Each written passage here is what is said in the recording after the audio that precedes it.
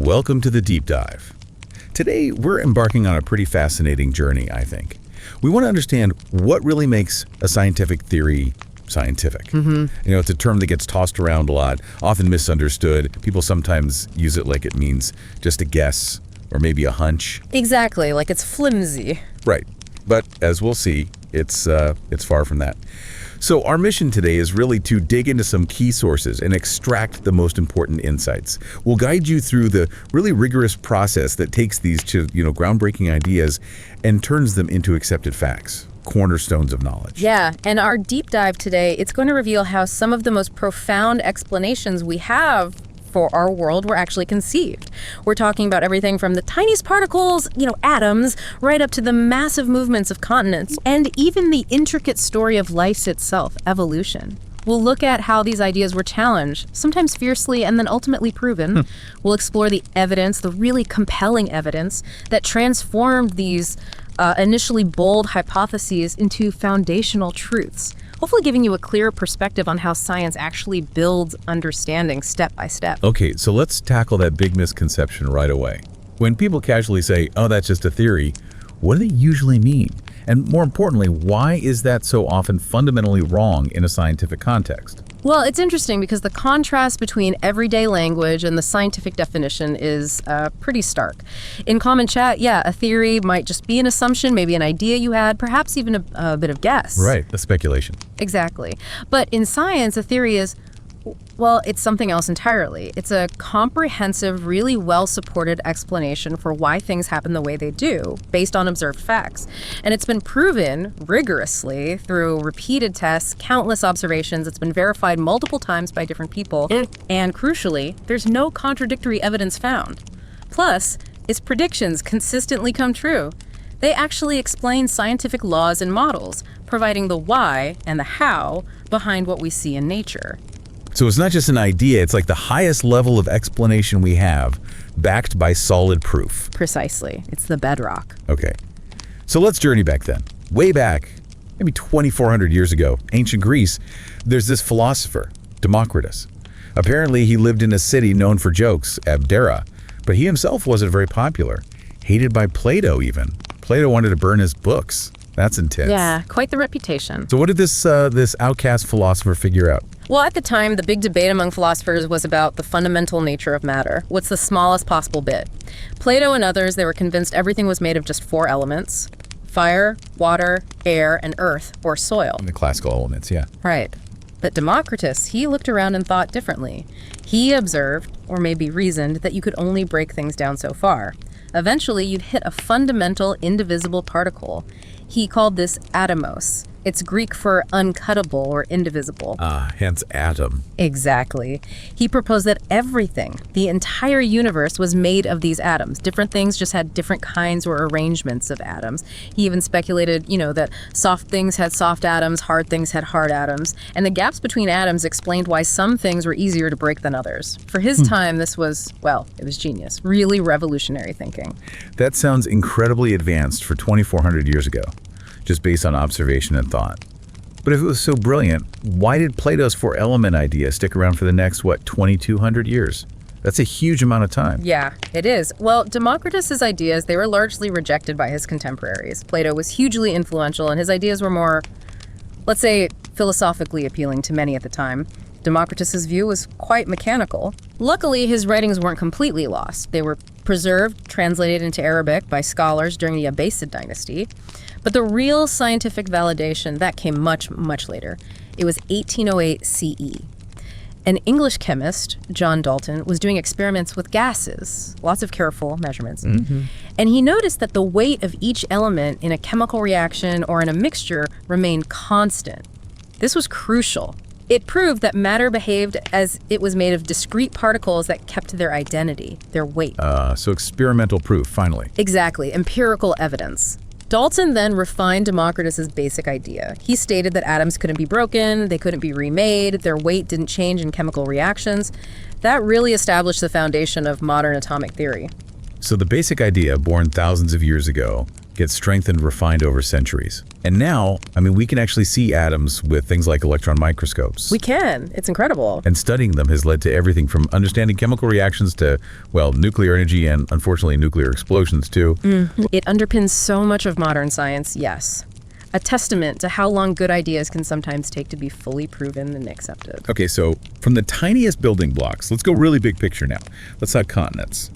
Until, about 1912, the scientific view is pretty fixed, right? Continents had been in the same place for billions of years, ever since the Earth cooled down. How did that solid idea get challenged? Right, that was the dogma. Then along comes Alfred Wegener, a German geophysicist, in 1912. He was looking at world maps, really looking. He noticed something startling, particularly with the coastlines of Africa and South America. They looked like they should just slot together. Like puzzle pieces. Exactly like puzzle pieces. Yeah. It wasn't just a vague resemblance, it was a really good fit. This observation sparked his quite radical idea, the continental drift theory. He proposed that all the continents we see today were once joined together in a single giant supercontinent. He called it Pangaea. Pangaea, right. Heard of that. And he said this giant landmass slowly broke apart and the pieces drifted over millions of years to their current positions.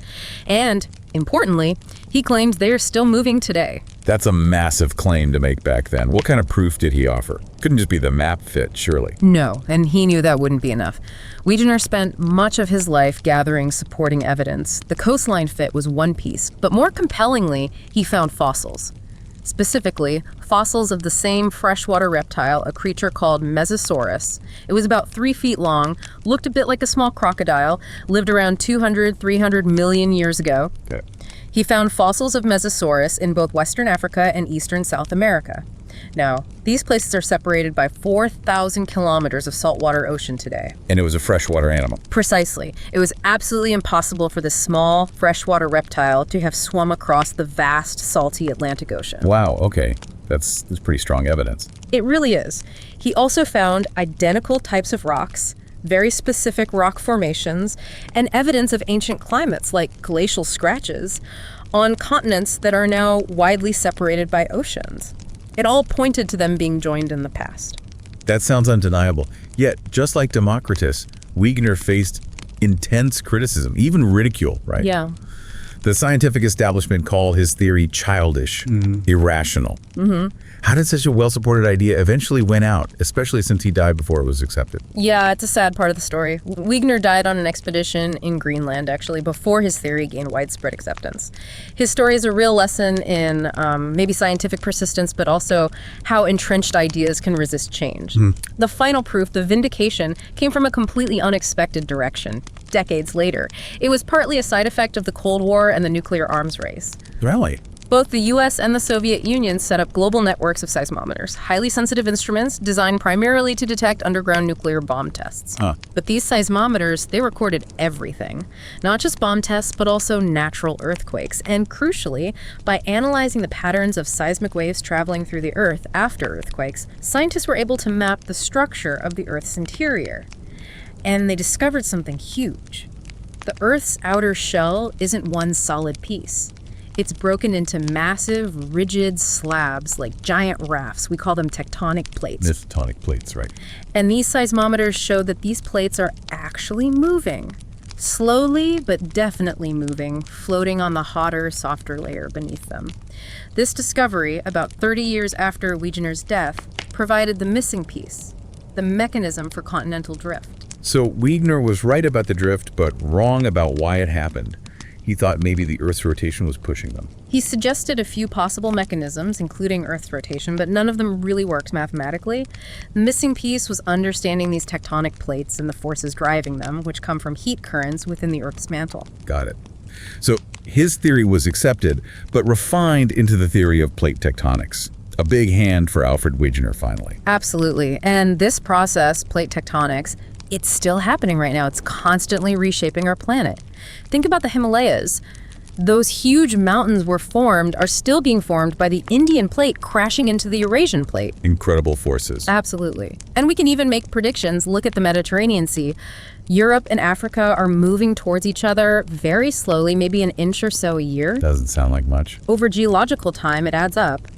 Scientists predict that in about 50 million years, the Mediterranean Sea could actually close up completely, and a new mountain range will rise where the sea is now. Wow. So the map of the world is still very much a work in progress. Definitely. Okay, so the Earth's surface is moving. Let's think about the forces that govern all this movement, not just on Earth, but everywhere. Gravity. Yes, gravity. The force we all experience, but which took centuries to understand properly. Back in 1665, Isaac Newton comes along. He presents his theory of universal gravitation. Basically, every object in the universe attracts every other object. The apple falling from the tree story. Yeah. Maybe apocryphal, but it gets the idea across. Right. The force depends on how massive the objects are and how far apart they are. This explained why the apple falls down, but also how the moon orbits the Earth and how planets orbit the sun. It was revolutionary. But it described what gravity did, not really why it worked. That came much later with Albert Einstein.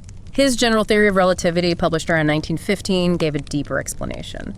Einstein showed that gravity isn't really a force pulling things together in the way Newton thought. It's actually a consequence of mass and energy warping the fabric of space and time itself. Objects follow the curves in space-time caused by massive objects. Mind-bending stuff. And this theory, Newton's originally, then refined by Einstein, it actually led to finding a new planet. It did. Astronomers noticed that the planet Uranus wasn't moving quite as Newton's laws predicted. Its orbit was a bit wobbly, irregular. Oh. The thinking was, maybe there's another large unseen planet out there, further out, whose gravity is tugging on Uranus and causing these irregularities. Clever. Yeah. Mathematicians actually calculated where this hypothetical planet should be based on the wobble in Uranus's orbit. Astronomers pointed their telescopes to that spot in the sky, and lo and behold, You found it. they found Neptune in 1849, a huge planet, 4 times the size of Earth, right where the theory predicted it would be. A stunning confirmation. That's incredible. Prediction confirmed by observation, a hallmark of a good theory. Absolutely. And today, Einstein's theory of gravity isn't just theoretical. The GPS system in your phone or car has to account for the effects of relativity, both special and general relativity, actually to be accurate. Time literally runs slightly faster for the GPS satellites up in orbit compared to us down here on Earth because of differences in gravity and speed.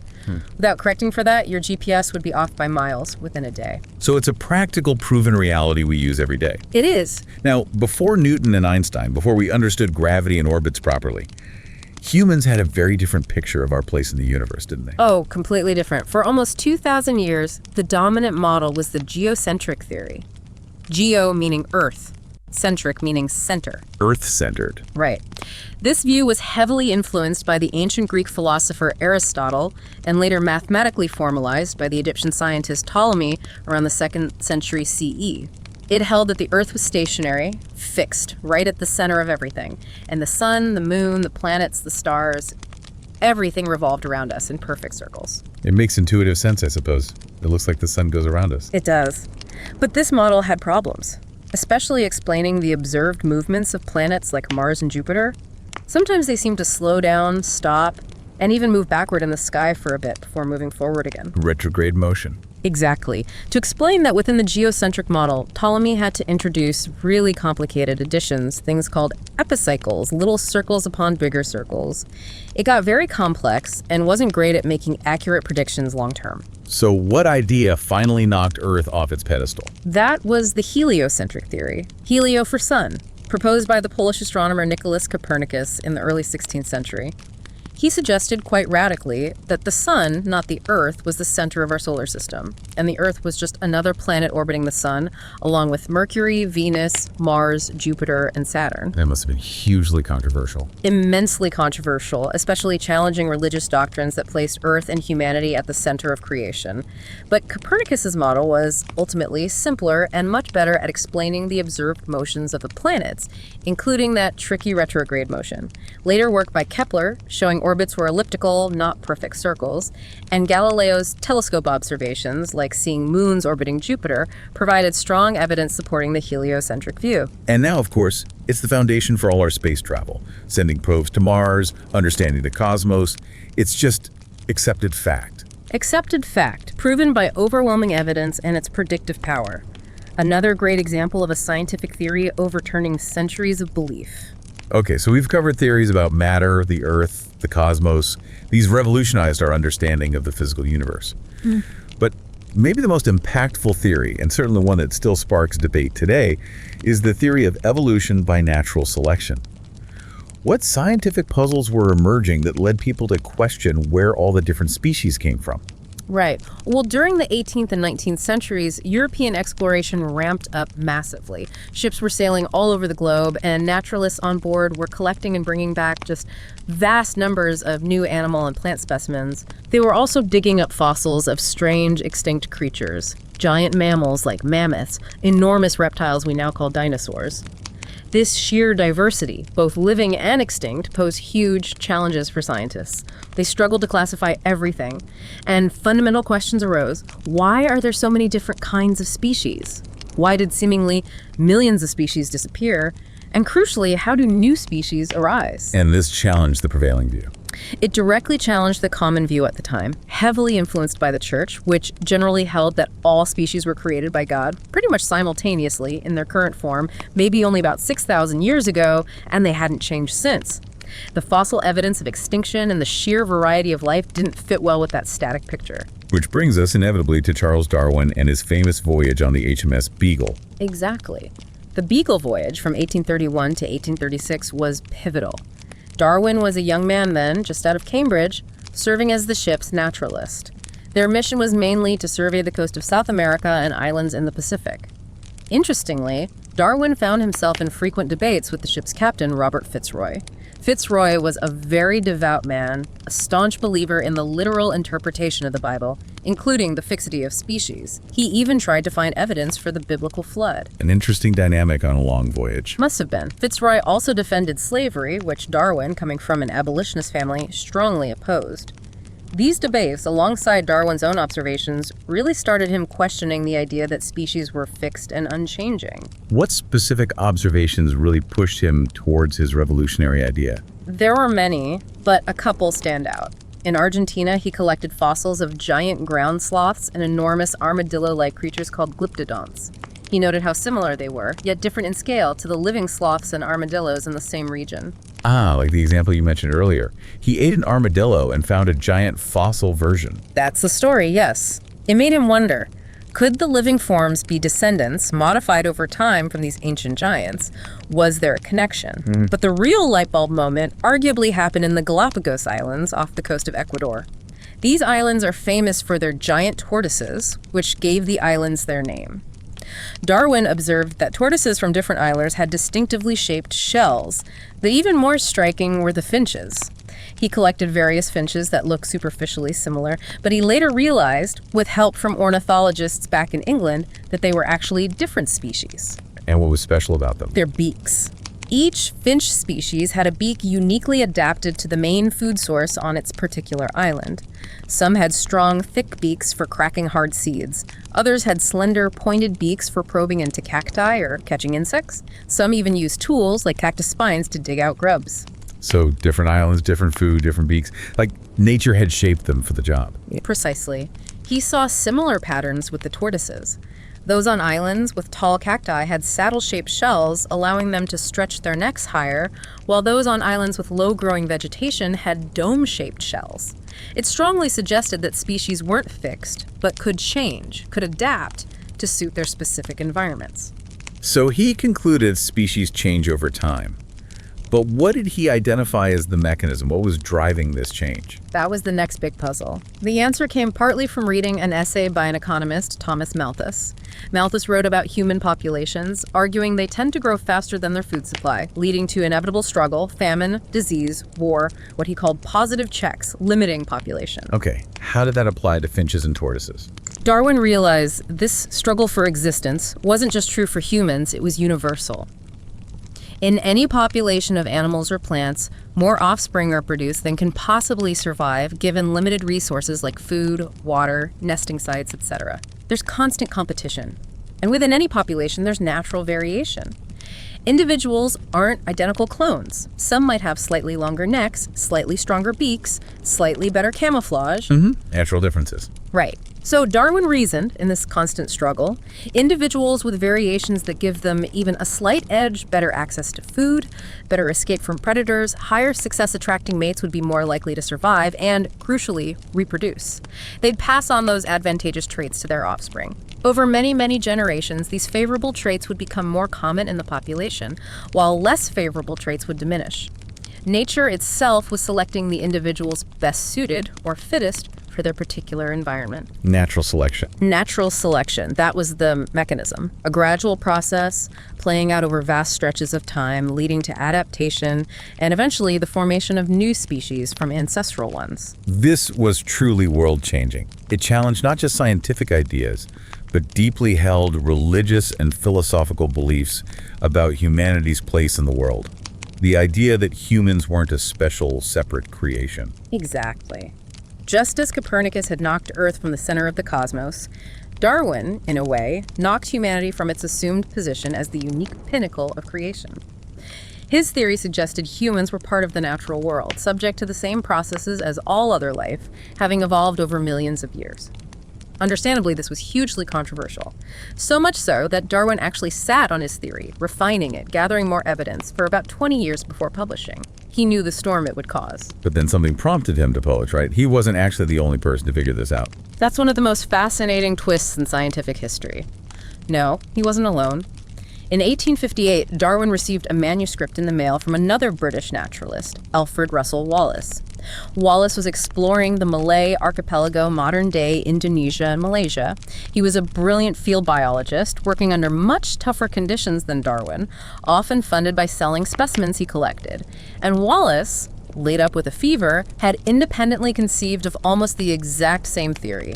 Evolution driven by natural selection. Wow, independently. Independently. Wallace's paper described how variations could lead to survival advantages, using examples like butterfly wing colors matching leaves for camouflage. He sent his paper to Darwin, whom he knew as a respected naturalist, asking for his opinion and perhaps help getting it published. How did Darwin react? He'd been working on this for 20 years. He was stunned, apparently quite distraught initially that he might lose priority. But to his credit, and with the encouragement of colleagues like Charles Lyell and Joseph Hooker, he arranged for both his own summary and Wallace's paper to be read together at a scientific meeting in London in 1858. Then Darwin rushed to complete his big book on the topic, which was published the next year, 1859, as On the Origin of Species by Means of Natural Selection, or the Preservation of Favored Races in the Struggle for Life. On the Origin of Species, one of the most influential books ever written. Undeniably. And Wallace, it should be said, was always gracious about Darwin getting the lion's share of the credit, recognizing Darwin had developed the idea much more extensively over a longer period. Okay, and let's just bust a common myth while we're here. Yeah. Darwin never actually said that humans evolved from the monkeys we see today, did he? Absolutely correct. That's a gross oversimplification, often used mockingly back then, cartoons showing Darwin's head on an ape's body, that kind of thing. Right, the monkey theory joke. Yeah. The theory of evolution actually states that humans and modern apes, like chimpanzees and gorillas, share a common ancestor, an ape-like creature that lived millions of years ago. From that common ancestor, one lineage eventually evolved into modern humans, and other lineages evolved into modern chimps, gorillas, etc. So chimps aren't our ancestors, they're more like our evolutionary cousins. Monkeys are even more distant cousins, having branched off the primate family tree much earlier. That's a crucial distinction. So this theory, evolution by natural selection, is now considered a cornerstone of biology. Absolutely. As fundamental to biology as atomic theory is to chemistry or plate tectonics is to geology. It's supported by mountains of evidence from fossils, genetics, comparative anatomy, embryology, biogeography. It's the unifying framework for understanding all life, and it's vital in fields like medicine for understanding antibiotic resistance or viral evolution, for example. Okay, you mentioned fossils as key evidence. We find them all over the world. How exactly do they provide that concrete proof for evolution? And the really big question, how on earth do we know how old these fossils and the rocks they're in actually are? Great questions. Yes, fossils are literally snapshots of past life preserved in rock, and they're found everywhere. You mentioned finds in Pakistan, the giant mammal Baluchitherium, or huge whale fossils found in what's now the Sahara Desert in Egypt, showing that area used to be an ocean. So how do they get preserved? Most fossils we find, especially of animals with hard parts like bones or shells, are body fossils. They form best when an organism dies and gets buried, quickly covered by mud, sand, silt, or volcanic ash before it completely decomposes or gets scavenged. These sediments pile up in layers over time. Water seeps through, carrying dissolved minerals. These minerals gradually replace the original organic material of the bone or shell, or they fill in the spaces, essentially turning it into rock in the shape of the original organism. This usually happens in sedimentary rocks. Sedimentary rocks, right? Formed from layers of sediment. So these layers themselves must tell a story. They absolutely do. It's a fundamental principle in geology called the law of superposition. Basically, in any undisturbed sequence of sedimentary rock layers, the oldest layer is at the bottom, and the layers get progressively younger as you move towards the top. Like stacking newspapers. The one you put down first is on the bottom. Exactly. So the rock layers form a timeline, a chronological record of Earth's history. And the fossils trapped within those layers show us the sequence of life that existed at different times. So what does that sequence show us? It shows a clear, consistent pattern. If you look at the oldest layers capable of preserving fossils, say from 2.5 billion years ago, you find no complex life. Maybe just traces of single-celled organisms like cyanobacteria. As you move up through younger layers, you start seeing simple multicellular life. Then, around 540 million years ago, in layers from the Cambrian period, there's a sudden diversification, the Cambrian explosion, with more complex forms like trilobites, early mollusks, primitive fish appearing. You move higher still. Through layers representing the Paleozoic era, you see amphibians, then reptiles emerge. Then comes the Mesozoic era, the age of dinosaurs dominated by reptiles. Then, after the mass extinction that wiped out the dinosaurs about 66 million years ago, you see mammals and birds rapidly diversify and become dominant in the subsequent Cenozoic era layers. So it's a clear progression. Simple forms first, then more complex ones appearing later in the sequence. Absolutely. The fossil record consistently shows this progression. You never find fossils of complex animals like mammals or birds down in the truly ancient Precambrian layers. You don't find human fossils alongside dinosaur fossils, despite what some cartoons might show. You don't find flowering plants until relatively late in the fossil record. So if someone did find, say, a rabbit fossil in Precambrian rocks, dated hundreds of millions of years before mammals are supposed to have evolved, that would instantly disprove the theory of evolution as we understand it. A finding like that would completely overturn everything. But in over 150 years of searching, nobody has ever found such an out-of-place fossil. The sequence holds up globally. in fact, geologists use the fossils themselves to help date the rocks, right? Specific fossils only appear in specific time periods. Exactly. That's called biostratigraphy. Certain fossils, called index fossils, were widespread but only existed for a relatively short geological time.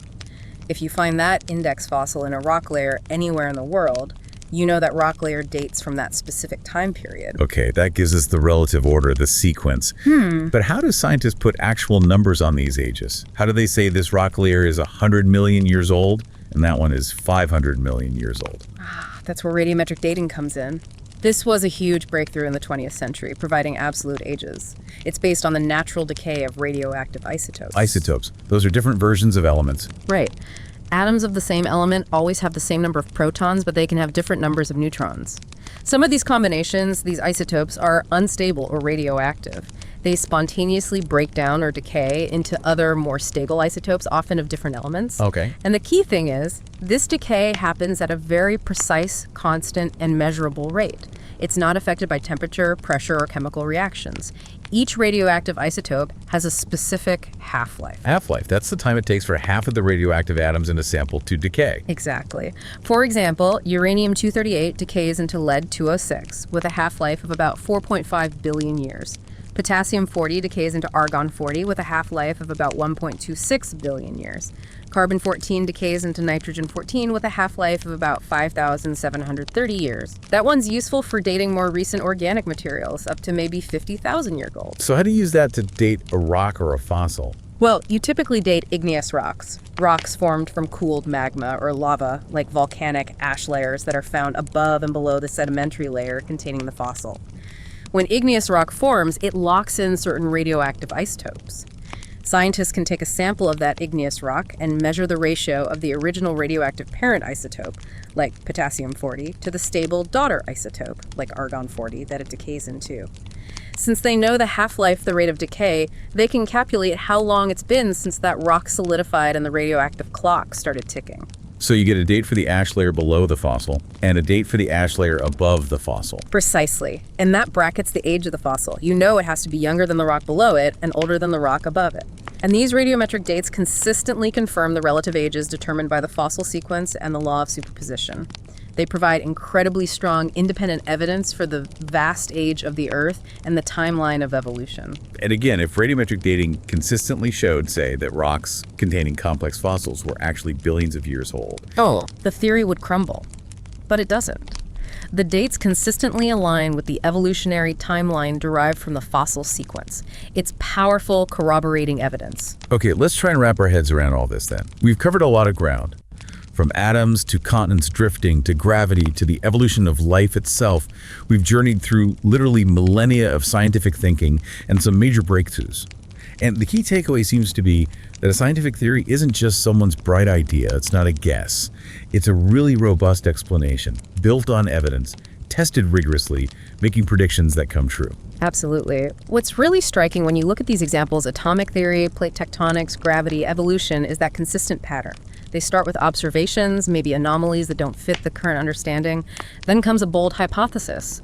But that hypothesis has to be tested against evidence. More observations, experiments, data collection. Often these ideas faced huge skepticism, ridicule even, because they challenged the status quo. Like Wegener or Darwin. Exactly. But ultimately, the weight of evidence became overwhelming. The theories were refined, they made successful predictions, and they became accepted scientific fact. They connect dots across different fields, physics, geology, biology, showing this incredible interconnectedness of how the universe works. So why does understanding this matter for you listening? Well, I think grasping what a scientific theory truly represents, how these huge ideas were developed and proven, it gives you really important critical thinking tools. In a world just flooded with information and misinformation, understanding how we know what we know through the scientific process is crucial. It helps you evaluate claims, weigh evidence, and appreciate this amazing human endeavor of figuring things out. Well said. It's about appreciating the process of discovery, the rigor involved, and perhaps this leaves us with a final thought to consider. We've seen how life on Earth evolved from simple beginnings over billions of years, constantly adapting. We've seen how continents drift and reshape the planet, and we can even predict future changes like new mountain ranges, forming where the Mediterranean is now.